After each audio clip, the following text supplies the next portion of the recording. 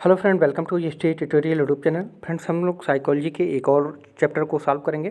ठीक है, सृजनात्मकता तथा सृजनात्मक क्षमता, creativity and development of creativity से। ठीक है, कुल इसमें 42 प्रश्न आपको मिलेंगे। ठीक है, 21 प्रश्न पहले पार्ट में और एक पार्ट और आ गया इसका। ठीक है, तो दोनों पार्ट को आप लोग देखेंगे तो इस चैप्टर से जितने भी संबंधित क्वेश्चन आपको बनते हैं सभी प्रश्न आपको मिल जाएंगे, जो आपके सीटेट, यूपीटेट, सुपरटेट सभी परीक्षाओं के लिए काफ़ी मदद करेंगे। फ्रेंड्स, अगर चैप्टर वाइज आप लोग वीडियो देखना चाहते हैं तो आप लोग प्लेलिस्ट में जाकर के सभी चैप्टर के वीडियो देख सकते हैं और वहाँ पे प्रैक्टिस कर सकते हैं।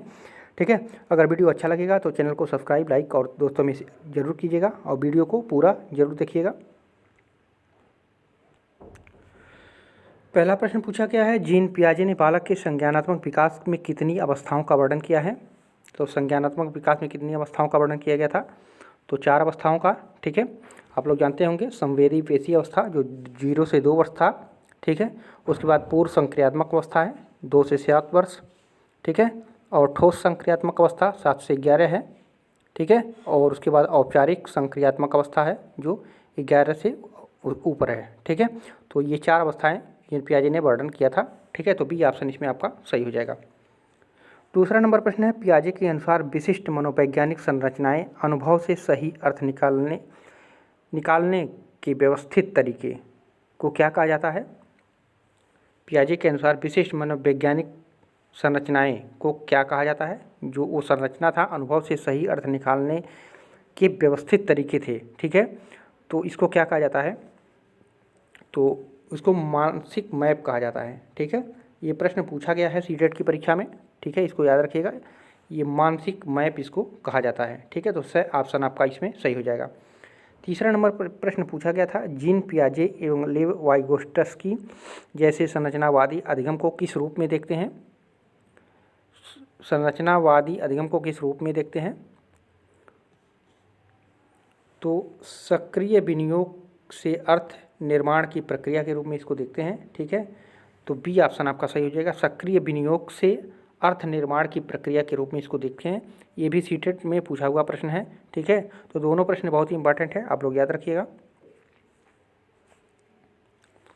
चौथा नंबर प्रश्न है, सृजनात्मक मौलिकता वास्तव में किसी भी प्रकार की क्रिया में घटित होती है, यह कथन किसका है।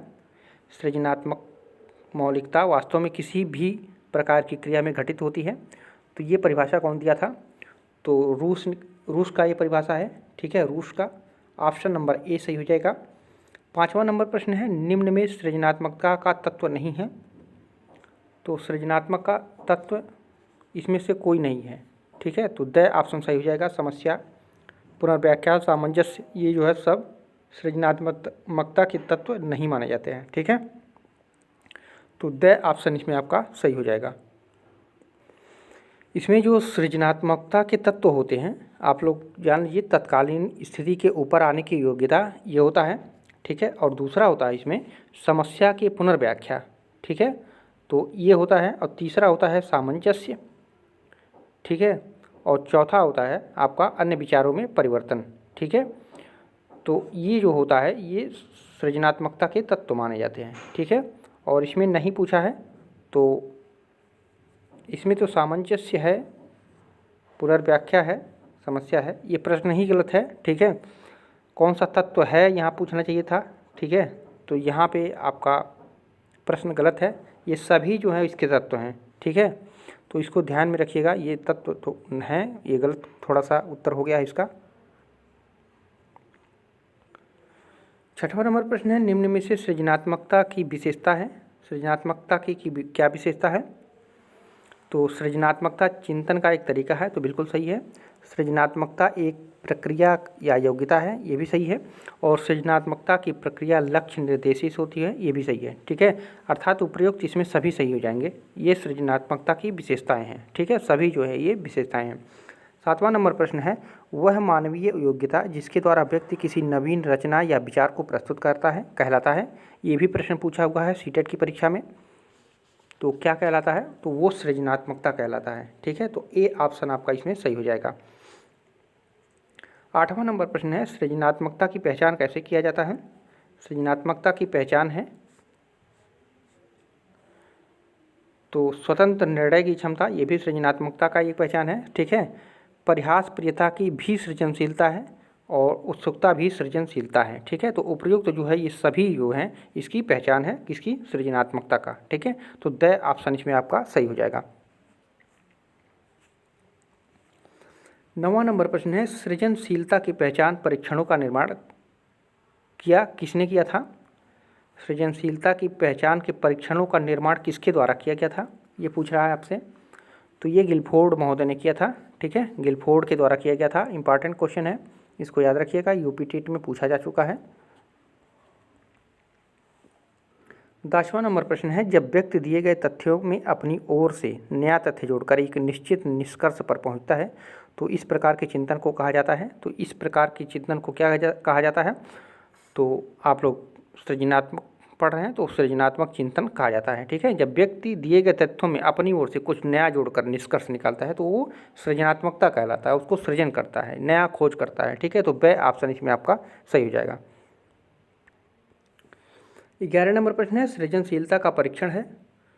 तो चित्रपूर्ति परीक्षण, वृत्त परीक्षण, टीन का डिब्बा परीक्षण, ये सभी परीक्षण जो है सृजनशीलता के परीक्षण है और इसको गिलफोर्ड महोदय ने इन परीक्षणों को जो है आविष्कार किया था। ठीक है, तो इसमें से जो है सभी हैं चित्रपूर्ति परीक्षण, वृत्त परीक्षण, टीन का डिब्बा परीक्षण, तो ये सभी परीक्षण जो है सृजनशीलता से संबंधित हैं। ठीक है, 12 नंबर प्रश्न है, सृजनशीलता का तत्व नहीं है। तो कौन सा नहीं है, तो सृजनशीलता में मौलिकता होती है, धारा प्रवाहिता होती है, लचीलापन भी होता है, श्रोता ये नहीं होता है। ठीक है, तो द ऑप्शन सही हो जाएगा, ये तत्व उसका नहीं है। ठीक है, 13 नंबर प्रश्न है, पढ़ने की क्षमता संबंधी विकार को क्या कहते हैं। तो पढ़ने की क्षमता संबंधी विकार को डिक्लेक्सिया कहते हैं। ठीक है, डिक्लेक्सिया, पढ़ने की क्षमता जो विकार हो जाती है तो डिक्लेक्सिया के नाम से जानी जाती है। ठीक है, 16 नंबर है, गणित संबंधी अधिगम क्षमता के विकार को कहते हैं।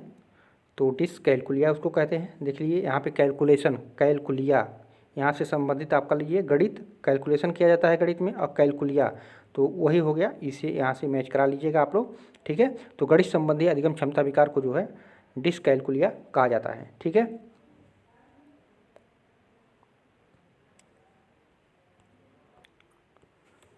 पंद्रह नंबर प्रश्न है, मौलिक रूप से सीखने की क्षमता क्या कहलाता है। मौलिक रूप से जो सीखने की क्षमता है उसको क्या कहते हैं।